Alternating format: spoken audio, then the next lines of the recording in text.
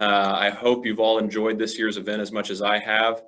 While we certainly missed the opportunity to host everyone in Oklahoma City's new innovation district, I wanted to pass along a compliment to the UAS Cluster Initiative for the job they've done to transition this event to a virtual value path success. My name is Ryan Tillison. I'm an aerospace and defense recruiter for the Oklahoma Department of Commerce, or ODOC. My primary duty is to identify, engage, and recruit aerospace, aviation, and defense companies to Oklahoma. However, I spend a significant amount of time leading my team's UAS efforts, which are focused on enabling UAS industry progress and innovation in Oklahoma, increasing collaboration throughout the state, policy reform, and public information. I joined ODOC in late 2018 to be part of the newly formed Aerospace Commerce Economic Services Act, or ACES team that the Governor Stitt mentioned in his opening plenary. We serve as the Aerospace and Defense Division of ODOC and are a specialized team of aerospace and defense professionals with dedicated resources and economic development skills. Our exclusive focus and overarching objective is advancing Oklahoma's aerospace, aviation, and defense industries. If it involves aerospace, we want to support it, but we're specifically prioritizing leading edge technologies. As you can expect, with the scale of the potential addressable market, unmanned aerial systems has landed at the top of our list. The ACES program was legislatively mandated and funded by way of Oklahoma's 2018 legislative session. The formation and funding of our program is just one of Oklahoma's ways of prioritizing the continued growth and success of the aerospace, aviation, and defense industries in Oklahoma, including UAS. I say all this not to shamelessly plug my team or our services, but to provide a contextual introduction to this evening's panel discussion on what some of the country's leading states are doing to promote UAS development in their state and capitalize on the potential of the industry's future. While Oklahoma may currently have a slightly more conservative approach to the UAS industry than others, each of the states represented on today's panel have a much more aggressive stance. I won't steal any limelight from our panelists by going into specific details, but their states have done or are doing some extremely exciting and innovative things to advance the industry. With all that, I'd like to allow a few minutes for our panelists to introduce themselves and describe their role in supporting the state's public UAS initiatives. Let's start with ladies first, and Amanda, would you mind getting things going? Thank you very much, Ryan. Appreciate that. My name is Amanda Connor. I am the Aviation Business Development Manager with the North Carolina Department of Transportation Division of Aviation. I recently celebrated a year in this position. Ultimately, I was brought on to help formalize the efforts that have already been ongoing with the Department of Commerce and with our Economic Development Partnership of North Carolina, specific to aerospace development, business, and workforce. So we have gone through and really looked at things strategically, pulled all the data. I'm happy to announce we've recently launched a strategic plan statewide where we are aligning our local, regional, and state developers, airports, workforce, really looking at universities, community colleges, aerospace companies, support organizations. And so within this strategic plan implementation, my role as the Aviation Business Development Manager is to help align that, develop those plans, whether they be local, regional, or state, and to really encourage the expansion of industries with aerospace in North Carolina.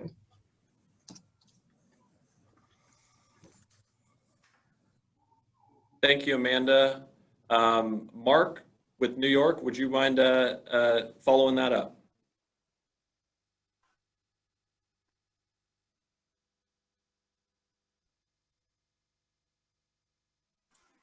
If I can get my microphone off of mute. Thank you very much, Ryan and Amanda. Hi, I'm Mark Reynolds. I am Vice President of Strategic Business for Empire State Development. Empire State Development is New York's economic development agency, and strategic business is the kind of the sales force for it. I handle attraction and expansion efforts for semiconductors, electronics, and aerospace. the latter, hence my involvement in unmanned systems. New York has a long history in aerospace, dating back to Grumman on Long Island, making planes since 1929 through the Cold War. They no longer do that. That company's been absorbed and broken up, but the supply chain remains robust in New York throughout the entire state. We're home to several aerospace suppliers, including Lockheed Martin, BAE, Saab's North American Aerospace Headquarters, the parts and pieces people like Moog and others. As a result, we have 40,000 aerospace workers across the state in both military and commercial sectors. In 2013, when the FAA awarded 6 UAS UAV test sites, New York won one, and we located it at the Griffiths International Airport, which happened to be a closed military base in the center of the state, in the city of Rome, New York. Because we didn't have a UAV, and we still don't, as a state agency, a UAV department, we created a not-for-profit called New Air, and that organization has been in place for 7 years now, managing not only the test site, but the long-distance 50-mile range corridor that we've developed. And I'll tell you a little bit about that as we go on. Thank you, Ryan. Thank you, Mark. And James, Mr. Lehman in North Dakota. Well, Ryan, thank you for having me, and I'm pleased to be joined by my fellow panelists. Great geographic representation, and so this should be a very interesting discussion. And thank you, everybody, for joining us today. I'm James Lamont. I'm the Director of Economic Development and Finance for the great state of North Dakota. In my responsibility, I oversee 8 sectors of the state's economy, ranging from energy growth to agriculture to retail and hospitality. I also manage a portfolio of financial programs that the state has. Recently, we've naturally been grant makers because we had a $70 million COVID package that we were pushing through. But in the aggregate, when we're not operating in a COVID environment, my job is primarily focused on 2 words, and that is economic diversification and economic sustainability. And why that's important is our state is 70% dependent on energy and agriculture. And as a result, about a decade ago, previous governors and congressional leaders made the decision to diversify the state's economy. And one of those areas was unmanned systems. Unmanned systems in the state of North Dakota has enjoyed approximately $80 million of state level support. So the state legislature here has invested rather significantly, and we'll talk through that.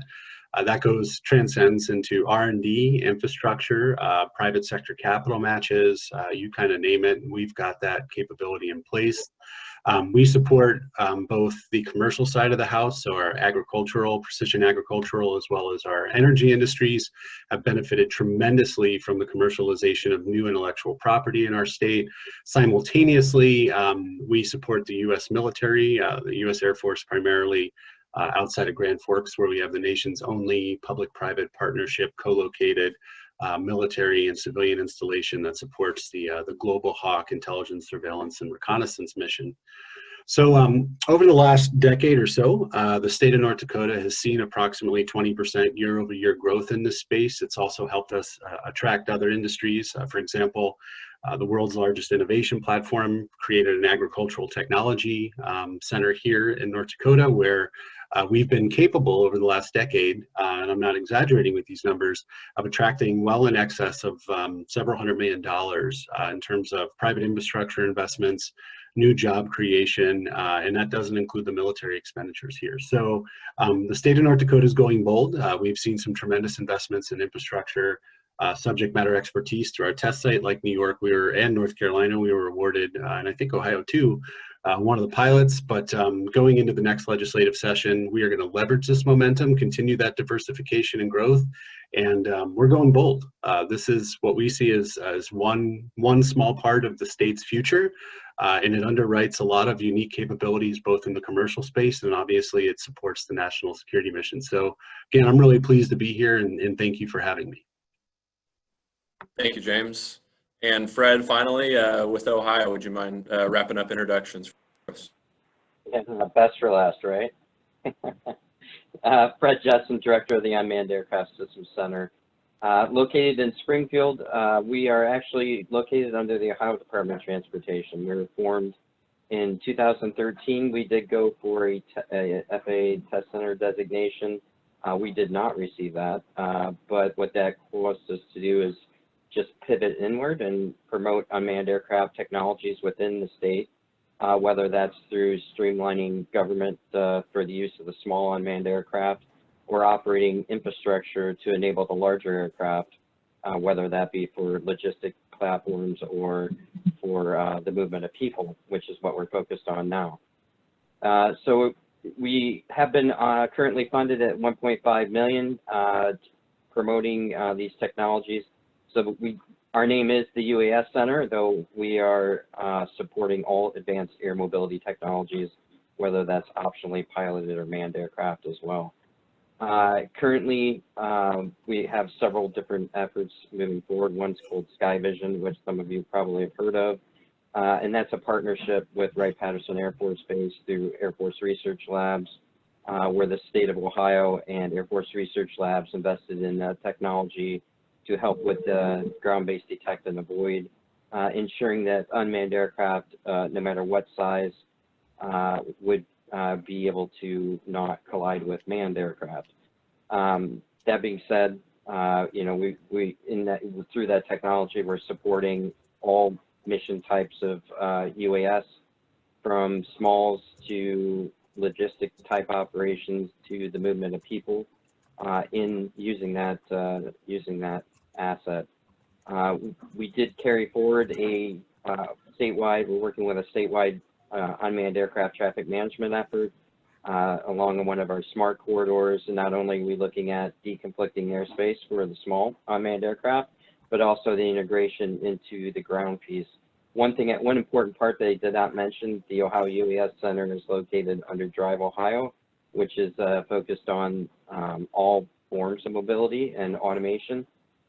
So the intersection of both air and ground is uniquely important to us as well. So with that, I just, you know, I'll allude to a lot more programs that we have going on in Ohio as we go forward in our discussions. And thank you for inviting us here to speak today. Thank you, Fred, and all the panelists for that. Like I said in my introduction, Oklahoma is not quite as aggressive, particularly in infrastructure investment as most of your states are, and I think that is what a lot of folks tuning in today might be really interested in hearing about. And some of you alluded to some of those projects and programs that you're implementing, and so I want to dive more into detail, but kind of lead it with Oklahoma's stance on it. We are really focused on being an enabler for industry here. Our focuses are on workforce development. Our Aeronautics Commission is nationally recognized for investing more in aviation education than any other state, and I think that is it's a lead by example approach that the rest of state government follows. Our universities are heavily involved in UAS specific programs and education that has been widely spoken about throughout this event, with the graduate and PhD programs at OSU and the UAS fields, and then with the radar technology and the weather forecasting applications that OU is nationally recognized for.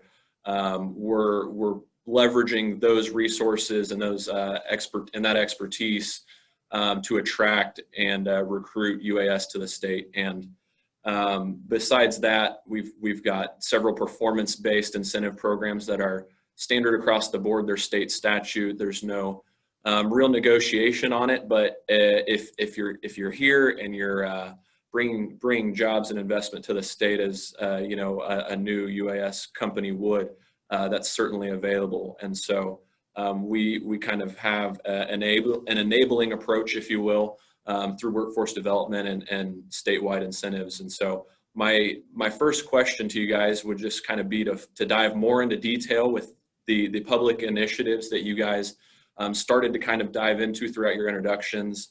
What has been mainly responsible for you guys as far as recruiting and developing an industry-leading UAS cluster in your state, whether that's public investment, what would that have gone into, if it's infrastructure or programs or projects, or are there specific incentive practices that you guys are really successful in utilizing?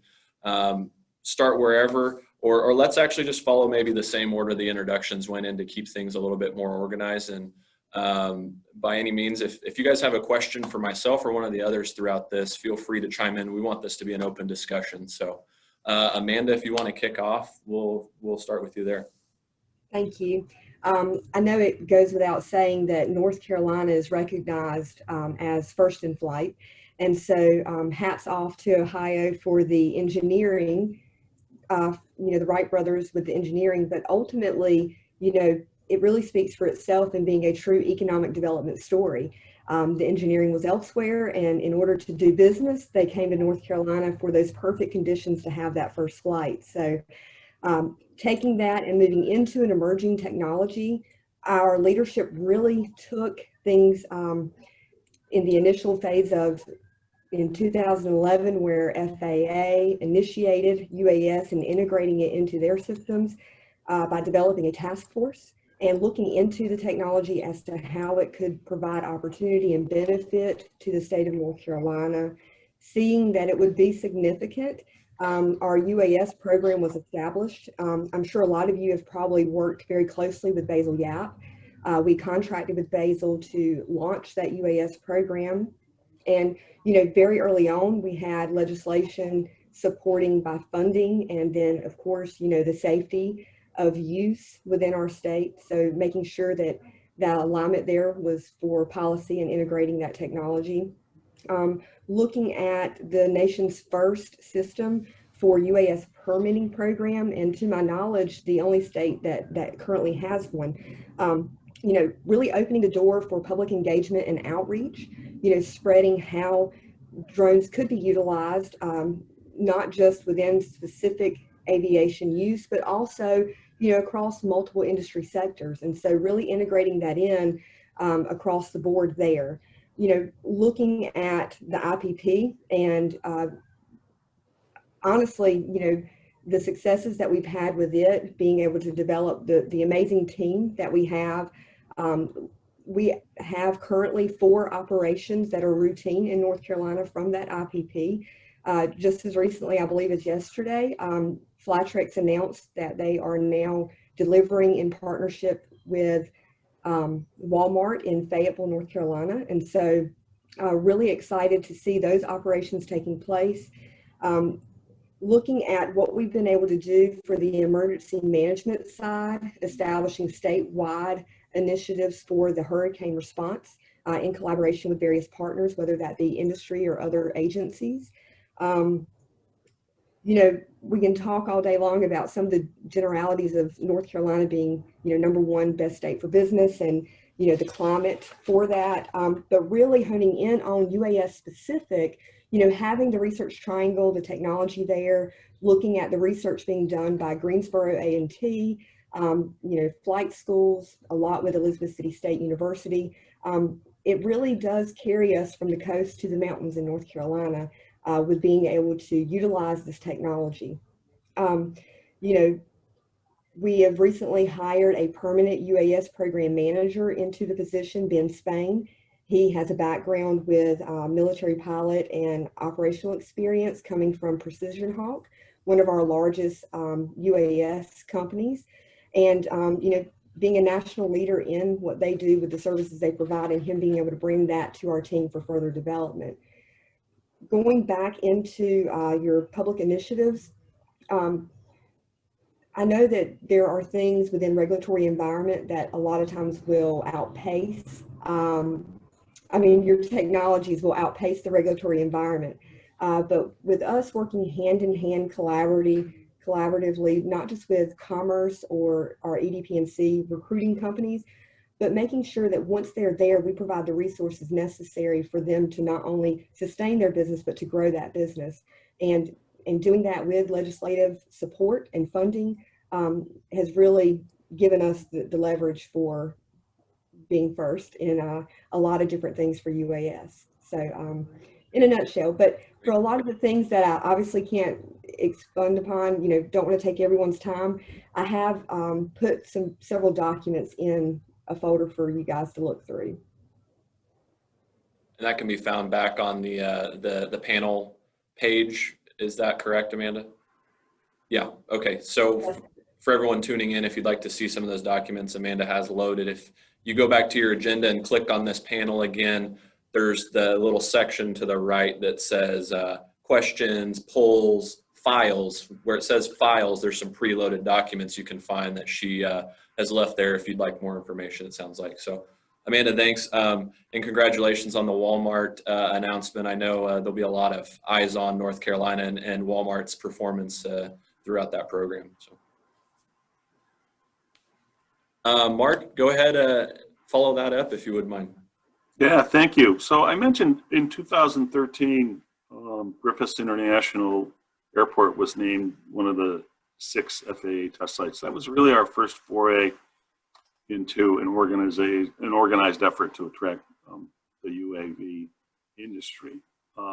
That test site application was focused on sense and avoid capabilities and integration within the Northeast congested airspace.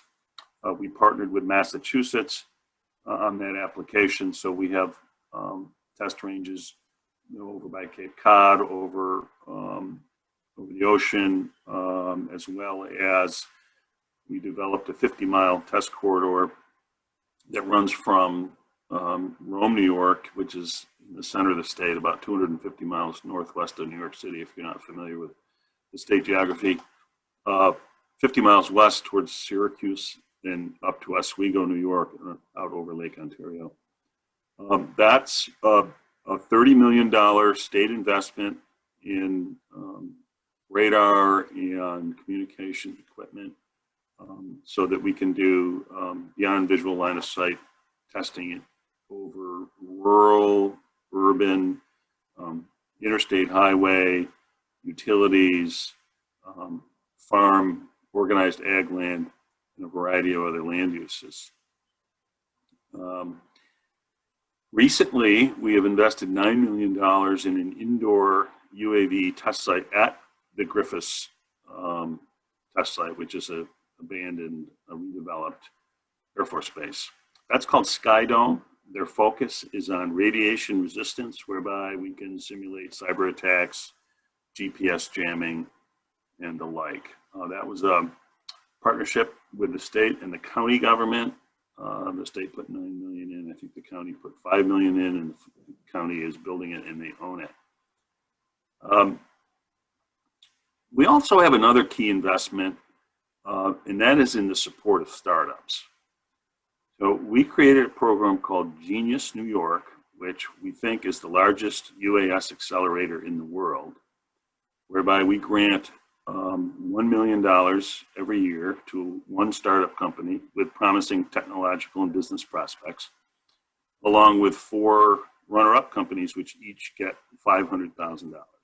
So we have a $5 million annual budget for 5 years. We're in our 4th. So we have 15 startup companies located in what we call the Tech Garden in Syracuse. Their obligation is to stay in Central New York for a minimum of 2 years and hopefully attract further financing. The Tech Garden has a complete incubator ecosystem, so we help them find other investors and look for opportunities for mergers and acquisitions and so forth. The program has attracted teams from all over the United States, as well as Australia, Israel, Italy, Switzerland, and the UK. It has been tremendously successful. We have brought large companies, defense companies, and commercial companies into the Tech Garden to meet with some of these geniuses. They literally are, and there's been a lot of matchmaking made. Lastly, our traditional economic incentive programs have been instrumental in attracting all scales of players, such as Tillison's UTM Design Center, the North American headquarters of Saab Aerospace moved to Syracuse, New York, with 450 people. We have continual growth at SRC and Lockheed. This has been bolstered by a specific program we developed called the UAS Central Jobs Fund, and that provides companies direct cash grants up to $55,000 per job related to technical jobs in this sector. So between our Excelsior program, which is available to any industry, non-retail industry, which is a refundable tax credit program, we have developed a specific UAV job generation fund. So thank you. Yeah, absolutely. Thank you, Mark. And so I think, across the nation, you're certainly recognized for the infrastructure in your test range and that investment. But I'm not sure that the Genius program is something that I've personally heard over that much of our audience may have, and I frankly think it's genius.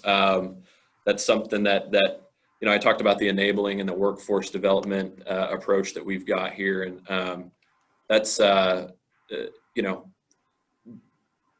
increasing innovation and R&D is a huge priority at all of our universities, and we have obviously incubator programs, but not quite to the scale of that, and so that's very interesting to hear about. So thank you, James.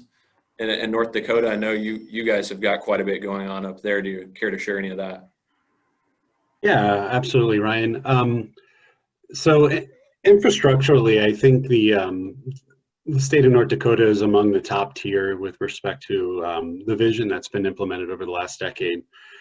For example, I kind of cited some of the first-class facilities earlier, where we have the Northern Plains Test Site Authority, which several dozen employees at this point are testing very unique concepts associated with where the state wants to go. And if folks aren't familiar with that, North Dakota would like to be and continues to strive to be America's proving ground.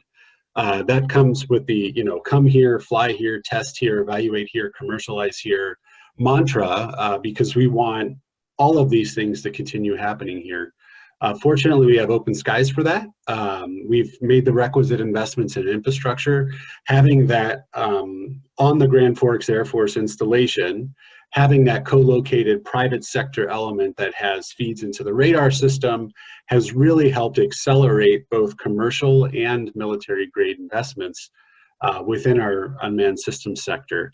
Couple that with the $33 million the state is elected to invest in beyond visual line of sight activity. That includes HubNet that occurred 2 years ago up and down the Red River Valley corridor, where we have a 100-mile super corridor where in theory you could fly beyond visual line of sight if the FAA took the training wheels off. And then going into the western part of the state in the oil patch, where we're making our next big investment with the overall goal of being the nation's first state that has beyond visual line of sight capabilities. We've proven that with a 100-mile corridor. We're starting to see, this was recently awarded, it's all open source to Thales and Harris Corp to work the western part of the state. And the goal is for people to come and commercialize their IP. Couple that with the amazing infrastructure on the ground at Grand Sky, the open skies, the radar feeds, and the research and development efforts that are occurring both in precision agriculture and in cyber in the North Dakota State University system. Coupled with further north, we have the Institute for Autonomous Systems, and you have the requisite academic corresponding computational science and analytics that augment the collection that's happening with some of the world's best commercial and military grade systems.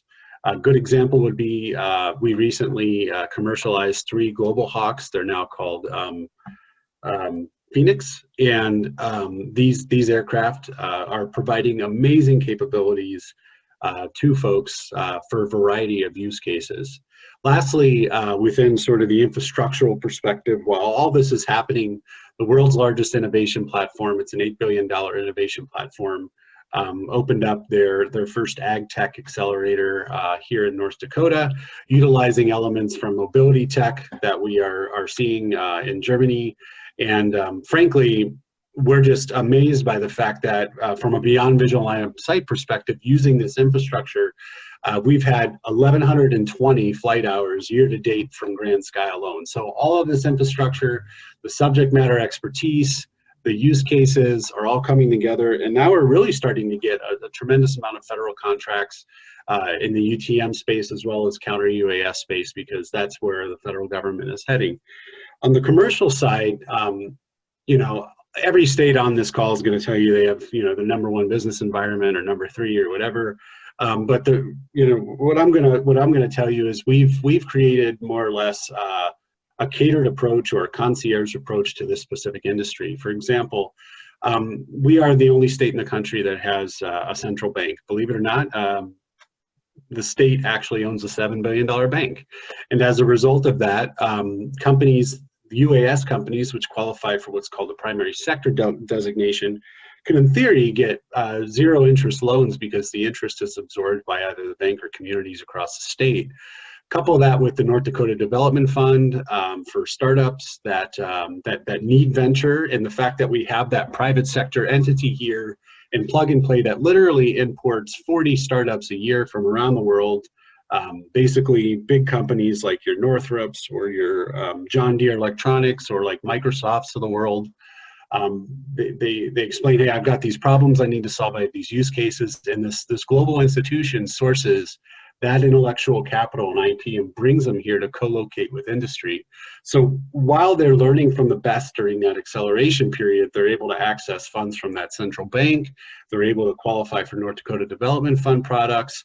The state recently awarded $15 million in zero interest loans for commercialization of IP specifically. Of that $15 million, roughly 9 of that went to either unmanned system companies or associated unmanned system companies, from manufacturers to analytics to collection. We have a number of workforce programs that are specifically geared to augmenting this industry.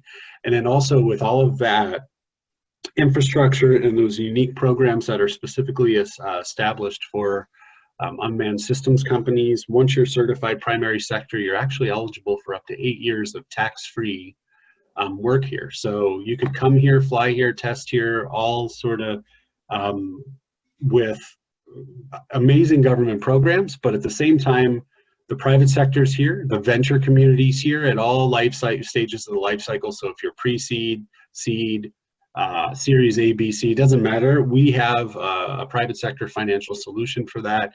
And then we have the requisite funds on the finance side of my division, if you will, that could augment those investments so that you can 1x, 5x, 10x the throughput associated with that initial investment. So the infrastructure, the programs, it all kind of makes sense. And like I said, over the last decade or so, North Dakota has been able to attract several $100 million of private sector equity as a result of these investments. So we're really proud of that. So James, quick follow-up question on that. You've mentioned kind of the infrastructure, build it and they'll come approach with several $1 million, hundreds of millions of dollars, and then also kind of these support programs for companies coming to utilize that infrastructure. Were the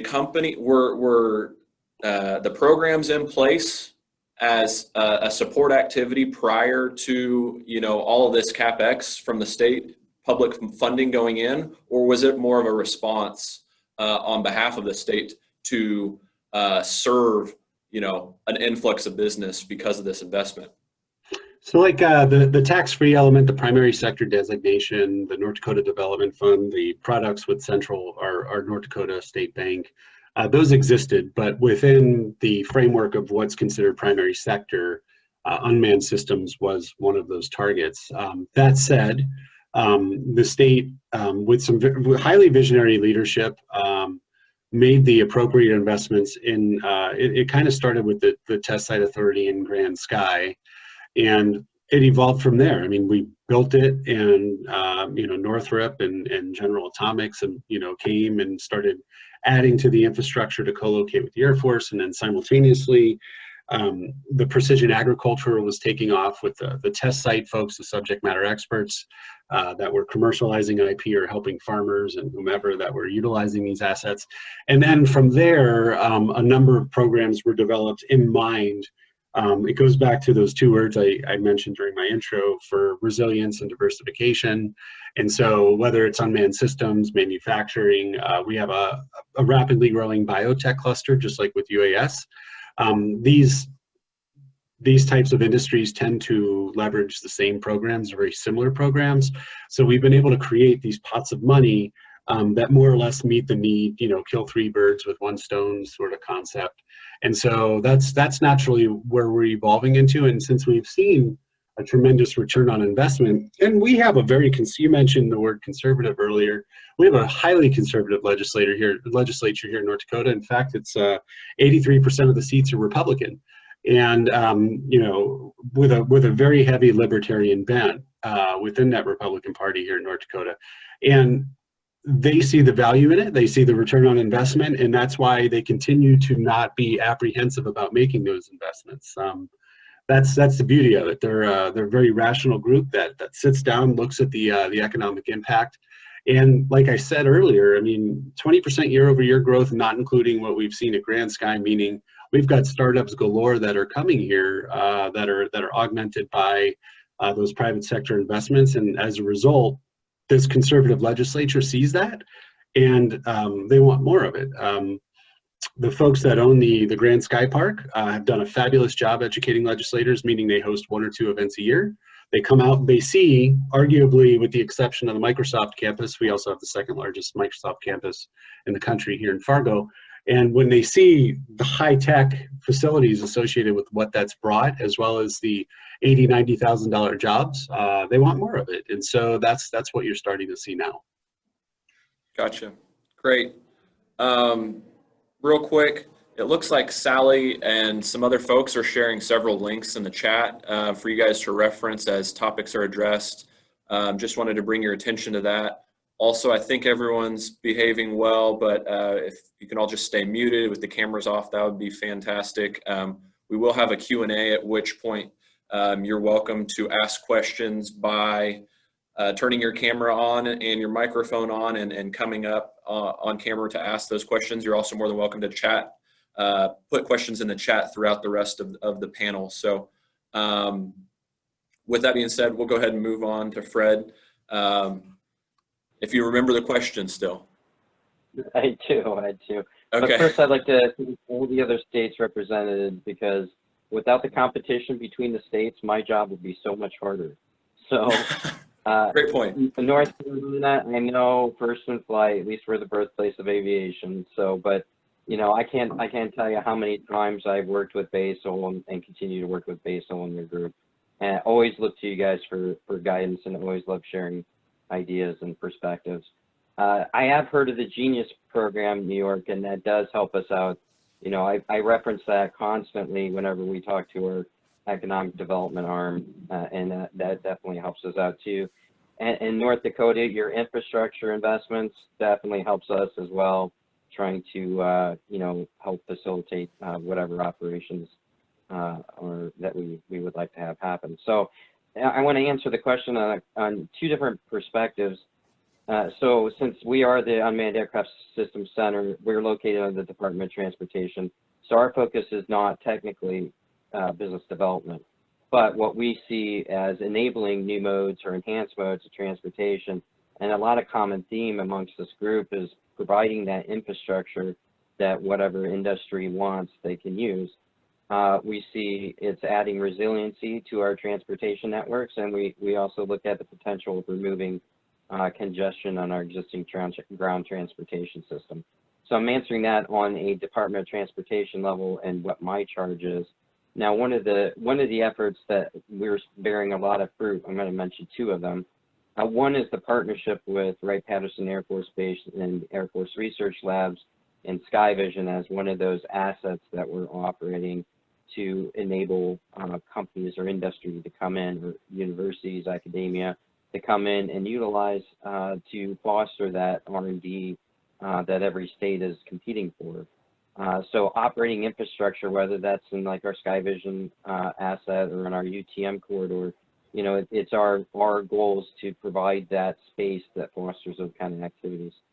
And then the other side of the other piece I wanted to mention is, you know, when we started the UAS Center, there are a lot of other stakeholders in the state that had interest in promoting this kind of technology. And either their primary focus was on sort of economic development, or their secondary focus was on economic development. We were all trying to do the same thing, but we were all stovepipes, so we didn't know what each entity was doing. So we created what we call the Fly Ohio Initiative. That Fly Ohio Initiative bridges all those stovepipes. So we meet several times a week, and we leverage each other's programs and initiatives to help build, you know, to help push our same agenda, you know, moving ahead as one Ohio rather than separate entities. So a good example in, you know, working on a limited budget. So my budget's 1.5 million, which pales into comparison probably to some of your guys' budgets. But we were able to leverage additional 12 million from others, and the best budget to leverage is somebody else's budget, right? So, but through the Fly Ohio and bridging those stovepipes, you know, we were able to move everybody together into a one common state goal. And the byproduct of that is that economic development is providing that the tools and the expertise necessary for companies to come in and for industry to come in and do work within your respective state boundaries. So. Great. Yeah. And you kind of started your response there with perhaps almost going towards the next question I had in mind, and really being thankful that we've got some states doing some pretty aggressive things to lead this off, so that you know, for one, Oklahoma can look, learn, and follow that lead, and possibly avoid some of the errors or mistakes or overzealous movements of some of these other states. And so being able to refer to some of the successes is something we're definitely keeping our eye on, and being able to act and respond accordingly to what's working is definitely top of mind across the state here.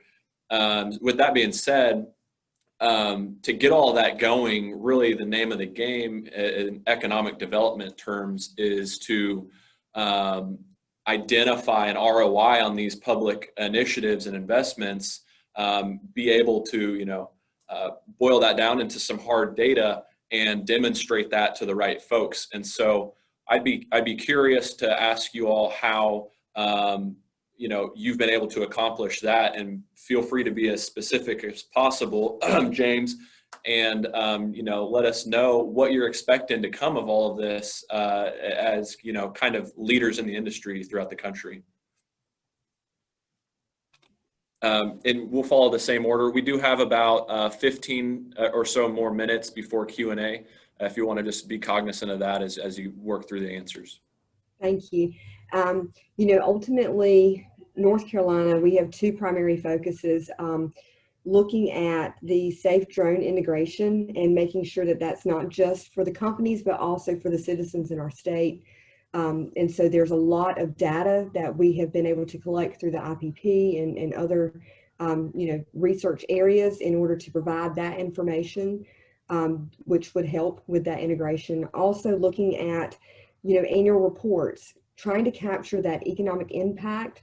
We've been fortunate that we've been able to really utilize the IPP and those routine operations for a lot of this. And so creating those annual reports, making sure that we share those with the various communities that have that engaged interest, whether that be a legislator or commerce, you know, other state agencies, or, you know, even down into some of the agency heads that, you know, filter down into some of the other existing industries. So being able to capture, you know, what kind of investments have we currently had, you know, how many jobs have been created, that really shows that this is a revenue generation for our state and that it deserves priority, it deserves funding. And so that has been of great benefit to us. It has also not hurt us that within the investments that they previously made, we have been able to demonstrate successes. And so, you know, hats off to Basil and his team for all the work they have done, you know, bringing a lot of national attention to North Carolina through those items. And, you know, who doesn't like an attaboy, right? So really being able to have that holistic view has helped us to demonstrate as a state the ROI for UAS. Yeah, thank you. I know you mentioned policy and safety being a big concern and focus for you guys in North Carolina, and that's something we in Oklahoma have definitely looked at. You guys were one of the first movers in that regard and set an example, and we definitely looked to what you guys did as a leading point for some of the things we're working on here too. So great. Mark? So when we got involved in UAS, it really was a grassroots effort. The Chamber of Commerce and local economic development agencies in Syracuse, New York got together with some of the local aerospace industries like that I mentioned before, like Lockheed Martin and Saab and Syracuse Research and Griffin Sensors. They're mostly in the radar communication space. And they were aware of the potential for a test site. And they pitched to the state leadership in 2013 that this would create about 500 jobs and about $750 million in private investment, but they thought it was going to need about $250 million in state investment. And that didn't look like such a great leverage ratio to the state. We came in a little more modestly than that, but to date, we've seen over 1,850 jobs created across 36 companies. There's really only one big one. Most of those are small. We've seen $850 million in private capital investment, and that's been leveraged by about $85 million in New York State investments. So to me, that looks like a 10-to-1 leverage ratio.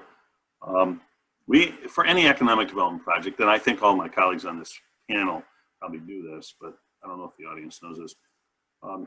We do a fiscal impact analysis. We determine for every job that we are trying to bring to the state, the amount of state revenue that is generated from it through various taxes, the amount of local revenue, gross domestic product, and all the economic wealth factors before we put an offer on the table.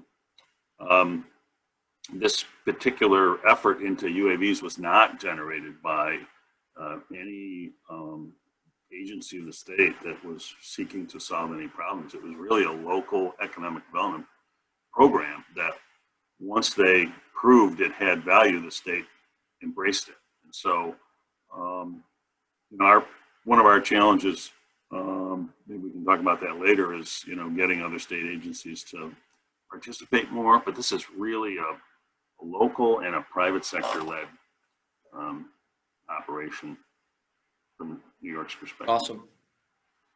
Yeah, it's I like how you guys were able to, after the fact, in hindsight, look back and see a lot more pleasant ratio on your investment there. And I think that that's probably a pretty common factor. Your estimates come in very conservative, and on a high tech, you know, extremely leading edge technology like UAS, we're tending to see results that are a lot more favorable than we kind of expected initially. So I know that's the case with James and North Dakota. So go for it, James. Yeah, sure. Thank you. Like New York, as Mark mentioned, the state of North Dakota, with all business development activity, whether it's UAS or really anything else, takes we take private sector leadership very seriously. So when the state develops a strategy for something, it's literally 100% private sector driven, ultimately, because that's where our growth occurs. And so the state has adopted a mentality, and this transcends into every state agency, as well as within the legislature itself. We let the private sector drive solutions, and we determine where the government can be most effective.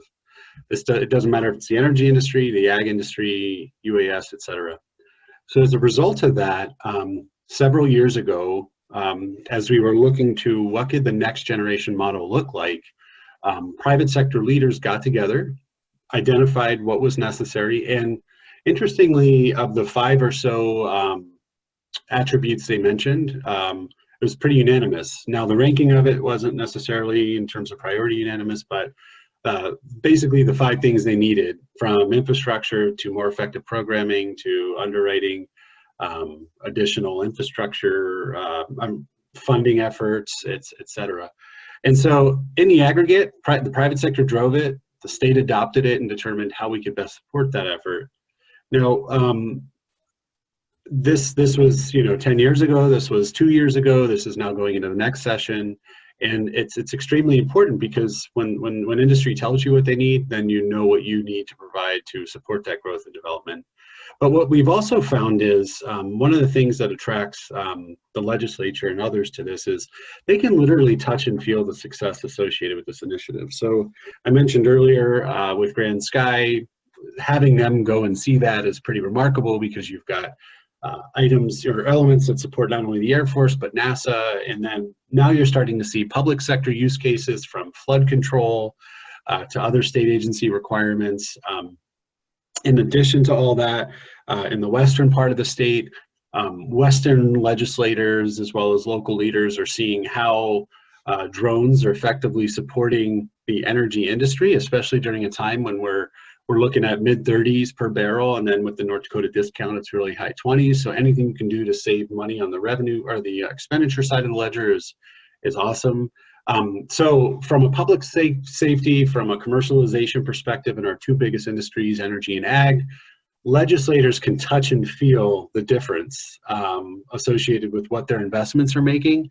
So as a result of that, not only do they see it, but then that inspires growth and confidence for other sectors. And what I mean by that is, if you are a computational analytics firm and you've been dying to get into Microsoft and talk to them about something, why not take advantage of their TechSpark initiative and come to Fargo, North Dakota, and literally co-locate with Microsoft's Brain Trust? They underwrite some of the growth as well, and you could provide those data analytics that they need to propel their mission set forward. So not only is it just the legislature and the governor going, hey, we could do these things, but it's the biggest companies in the state of North Dakota. Now, granted, Microsoft obviously is a global firm, but we're starting to see that in medical delivery, telemedicine, like I said, the public sector use cases. So suddenly, if you're a company, you're looking at it from the prism of, wow, there's infrastructure, there's subject matter expertise, there are people we could leverage, there are programs we could leverage, but most importantly, if I really want to grow my business, these are the people I want access to. And they find that access here through the mechanisms of commercializing their IP, and again, they're funded partially by the state, et cetera. So having a citizen legislature here is very helpful. They're very open-minded due to the fact that it's a tangible thing. Before, I'd say 2 years ago, and I have a very solid relationship with the legislature. That's actually my main job when I'm not managing other things. So going into the next session, what's going to be really critical is what we noticed last time was beyond visual line of sight conceptually didn't make sense to anybody. Like, it literally was just an enigma, and it still is for many of them. But by spending the time educating them, by bringing them to these tangible places, by introducing them to entrepreneurs, by seeing the investments that Microsoft and other institutions are making in our region, the energy industry, all of these things combined, it's starting to provide a picture that no matter how technical this industry is, they're starting to get it.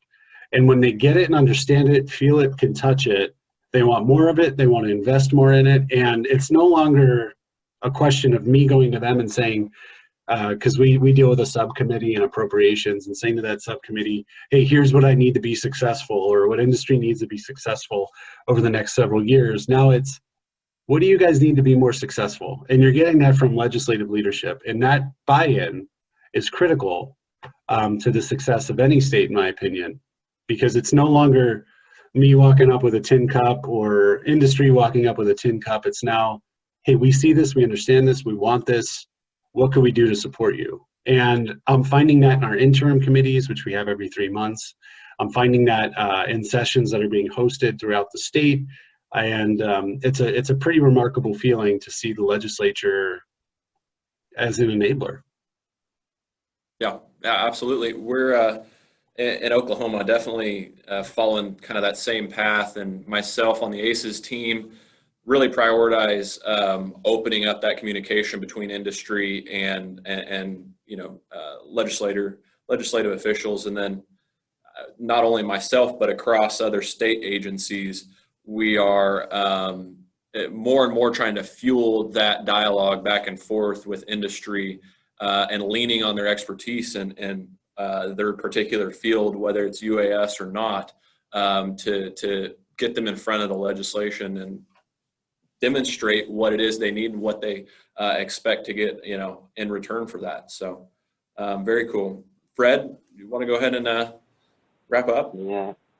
Yeah, absolutely. And I'll echo what Ryan, you and James both said. You know, so being, again, the Department of Transportation, you know, economic development is not our primary focus, but acting through Fly Ohio, we fully engage our Jobs Ohio team and the Dayton Development Coalition to put together those incentives and measure, you know, how many jobs are we bringing, you know, how many jobs are we creating or bringing to Ohio, which is a very important focus no matter what happens. But again, just, you know, providing those incentives, you know, again, the Genius program from New York, which we reference all the time, you know, it did take some refocusing to understand, you know, how to, you know, incubate those kind of activities and then measure that return on investment.